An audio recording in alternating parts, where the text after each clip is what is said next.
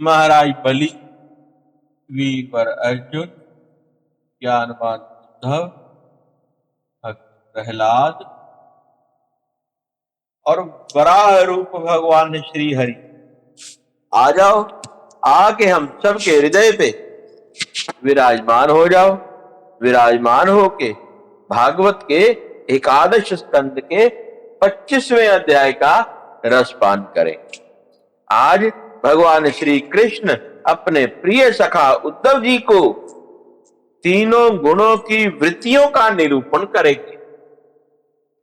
भगवान श्री कृष्ण कहते हैं, पुरुषवर उद्धव जी, प्रत्येक व्यक्ति में अलग अलग गुणों का प्रकाश होता है। उनके कारण प्राणियों के स्वभाव में भी भेद हो जाता है। अब मैं बतलाता हूं कि किस गुण से कैसा कैसा स्वभाव बनता है। तुम सावधानी से सुनो। सत्व गुण की वृत्तियां हैं शम। शम का मतलब होता है मन को संयम करना। दम, दम का मतलब होता है इंद्रिय निग्रह। तितिक्षा, तितिक्षा का मतलब होता है सहिष्णुता। विवेक, तप, सत्य, दया, स्मृति, संतोष, त्याग, विषयों के प्रति अनिच्छा, श्रद्धा, लज्जा, आत्मरति, दान, विनय और सरलता। रजोगुण की वृत्तियां हैं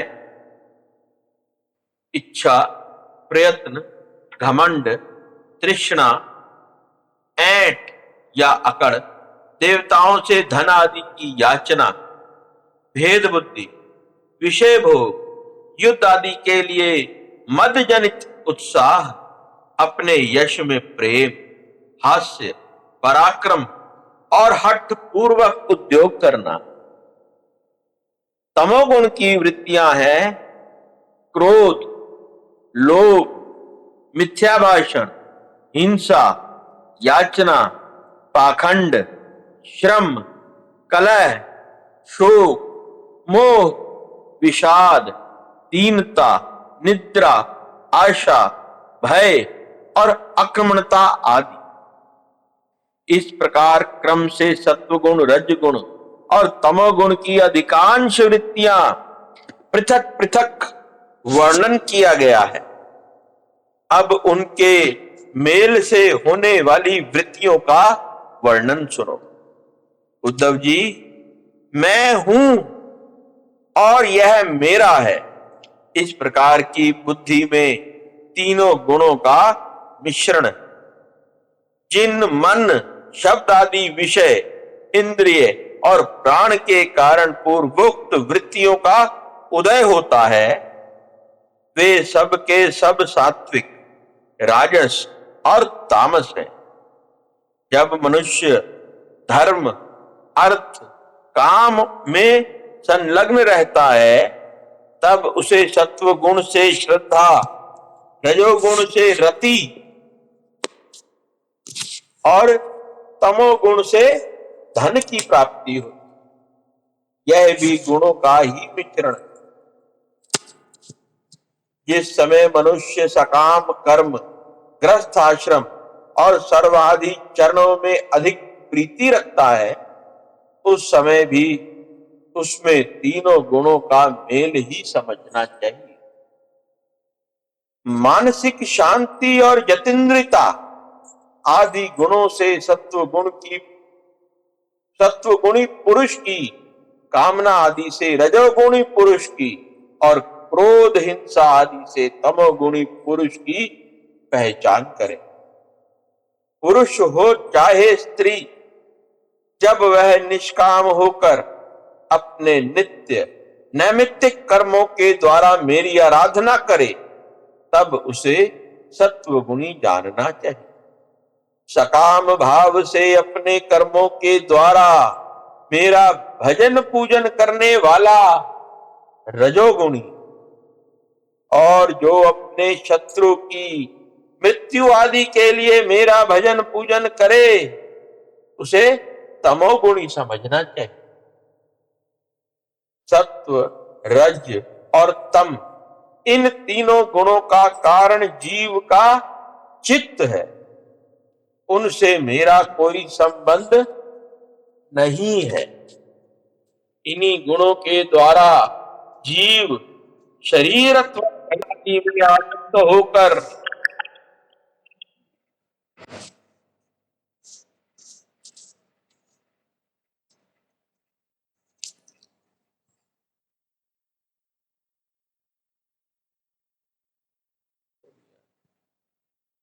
खोलिए जरा यार, बंद हो जाता है ना।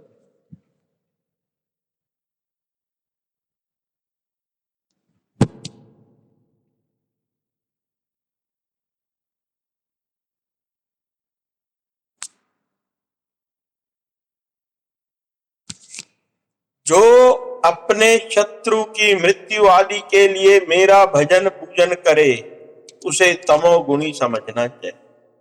सत्व, रज और तम, इन तीनों गुणों का कारण जीव का चित्त है, उनसे मेरा कोई संबंध नहीं है। इन्हीं की अभी बात समझ में आ रही है? मन अलग होता है, चित्त अलग होता है। मन जो है वो प्रॉपर पूरा एक चारों चीजों का समूह है। मन का एक पार्ट होता है चित्त, जिसके अंदर हमारी कामनाएं जागृत, समझ रहे हैं मेरी बात? उसको चित्त बोला जाता है, जिसके अंदर हमारी इच्छाएं जागृत होती है कि हमें ये करना है। अब उस पॉइंट से, मन के उस पॉइंट से भगवान का कोई लेना देना नहीं है, ये कह रहे हैं स्पष्ट यहाँ पे, बात को समझ। इन्हीं गुणों के द्वारा शरीर अथवा धन आदि में आसक्त होकर बंधन में पड़ जाता है। सत्व गुण प्रकाशक, निर्मल और शांत, जिस समय वह रजोगुण और तमोगुण को दबाकर बढ़ता है, उस समय पुरुष सुख, धर्म और ज्ञान आदि का भाजन होता है। रजोगुण भेद बुद्धि का कारण है, उसका स्वभाव है आसक्ति और प्रवृत्ति।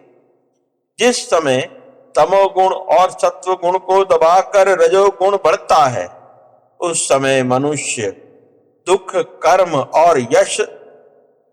कर्म यश और लक्ष्मी से संपन्न होता है।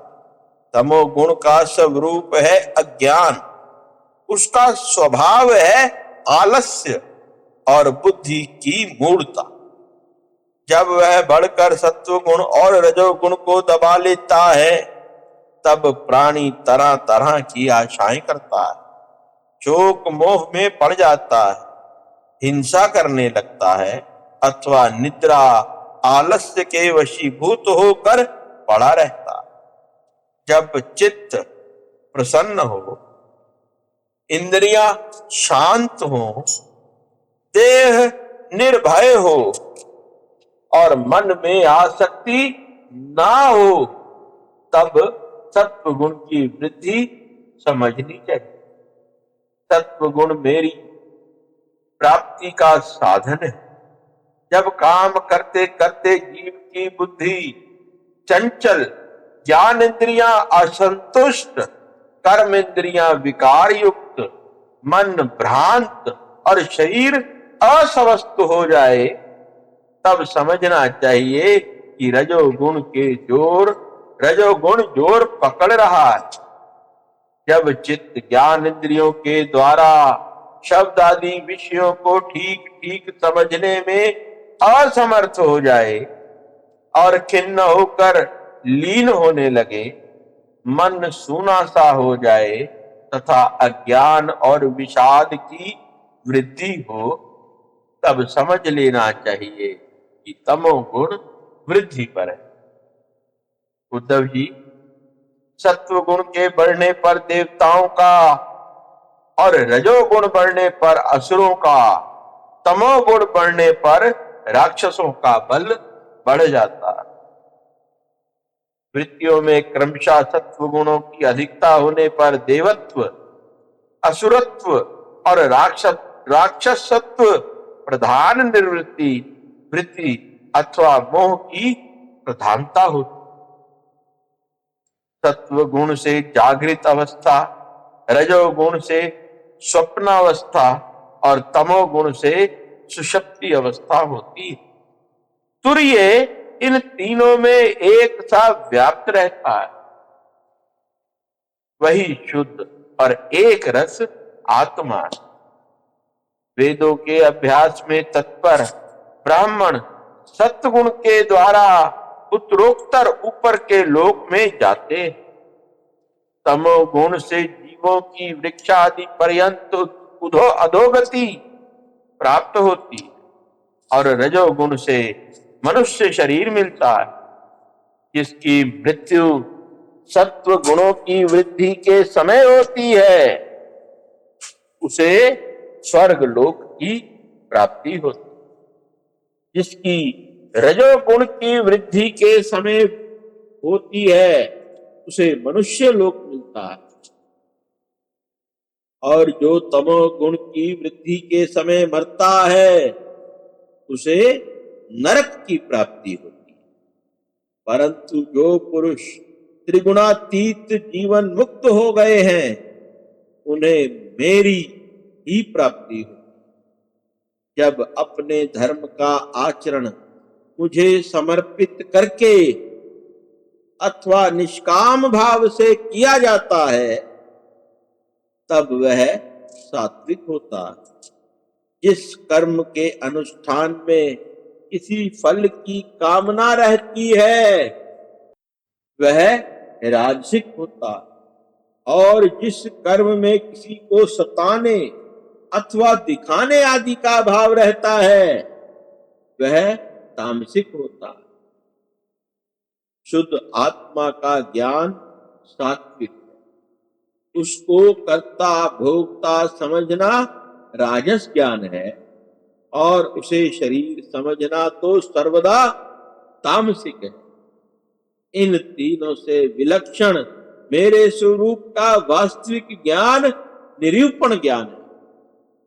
वन में रहना सात्विक निवास है, गांव में रहना राजस है, और जुआ घर में रहना तामसिक है। इन सब से बढ़कर मेरे मंदिर में रहना निर्गुण निवास है।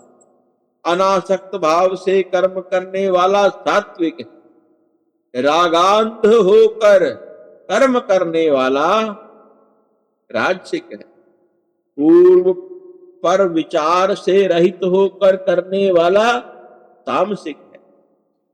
इनके अतिरिक्त जो पुरुष केवल मेरी शरण में रहकर बिना अहंकार के कर्म करता है वह निर्गुण करता। आत्मज्ञान विषयक श्रद्धा सात्विक श्रद्धा है, कर्म विषयक श्रद्धा राजस है, और जो श्रद्धा अधर्म में होती है वह तामस। तथा मेरी सेवा में जो श्रद्धा है वह निर्गुण श्रद्धा। आरोग्यदायक पवित्र और अनायास प्राप्त भोजन सात्विक है। रसेंद्रियों को रुचिकर और स्वाद की दृष्टि से युक्त आहार राजस है, तथा दुखदायी और अपवित्र आहार तामस। अंतर्मुखता से आत्मचिंतन से प्राप्त होने वाला सुख सात्विक है। बाहर मुखता से विषयों से प्राप्त होने वाला राजस, तथा अज्ञान और दीनता से प्राप्त होने वाला सुख तामस है। और जो सुख मुझसे मिलता है वह तो गुणातीत और अप्राकृतिक। उद्धव जी, द्रव्य, देश, फल, काल, ज्ञान, कर्म, कर्ता, श्रद्धा, अव्यवस्था, देव, मनुष्य, तिर्यगण आदि शरीर और निष्ठा सभी त्रिगुणात्मक। नर रतन, नर रतन मतलब ये उद्धव जी को बोल रहे हैं, नर रतन पुरुष और प्रकृति के आश्रित जितने भी भाव हैं सभी गुणमय हैं। वे चाहे त्रिनेत्र आदि इंद्रियों से अनुभव किए हुए हों, शास्त्रों के द्वारा लोक लोकांतरों के संबंध में सुने गए हों, अथवा बुद्धि के द्वारा सोचे विचारे गए हों, जीव को जितनी भी योनियां अथवा गतियां प्राप्त होती हैं, वे सब उनके गुणों और कर्मों के अनुसार ही हो। सब के सब गुण चित्त से ही संबंध रखते हैं, इसलिए जीव उन्हें अनायास ही जीत सकता है। जो जीव उन पर विजय प्राप्त कर लेता है, वह भक्ति योग के द्वारा मुझ में ही पर निष्ठित हो जाता और अंततः मेरा वास्तविक स्वरूप, जिसे मोक्ष भी कहते हैं, प्राप्त कर लेता है। यह मनुष्य शरीर बहुत ही दुर्लभ है। इसी शरीर में तत्व ज्ञान और उसमें निष्ठा रूप विज्ञान की प्राप्ति संभव है। इसलिए इसे पाकर बुद्धिमान पुरुष को गुणों की आसक्ति हटाकर मेरा भजन करना चाहिए। विचारशील पुरुषों को चाहिए कि बड़ी सावधानी से सत्व गुण के सेवन से रजोगुण और तमोगुण को जीत ले, इंद्रियों के को वश में कर ले और मेरे स्वरूप को समझकर मेरे में भजन करने में लग जाए। आसक्ति को लेश मात्र भी ना रहने दे। मतलब आसक्ति को जरूर हटाना पड़ेगा, तब भक्ति और भजन करना। अगर आसक्तियां रख के अगर हमने भजन किया या भगवान का नाम लिया तो वो व्यर्थ है। योग युक्ति से चित्त वृत्तियों को शांत करके निरपेक्षता के द्वारा सत्व गुण पर भी विजय प्राप्त कर, इस प्रकार गुणों से मुक्त होकर जीव अपने को जीव भाव को छोड़ देता है और मुझसे एक हो जाता है।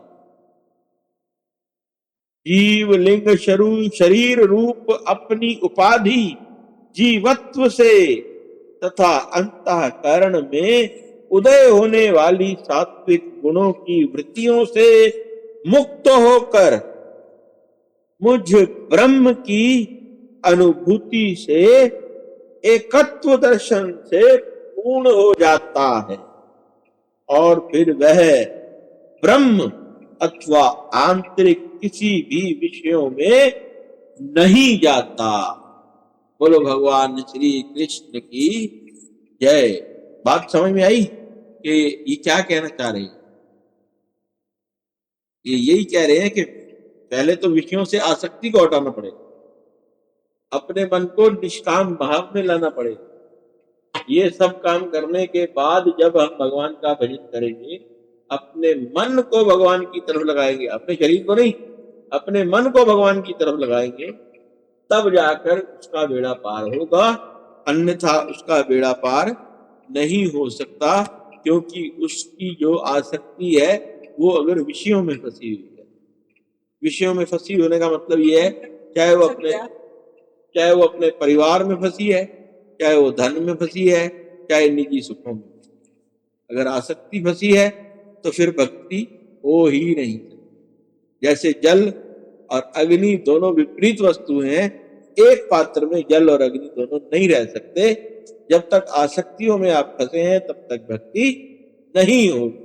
बोलो भगवान श्री कृष्ण की जय।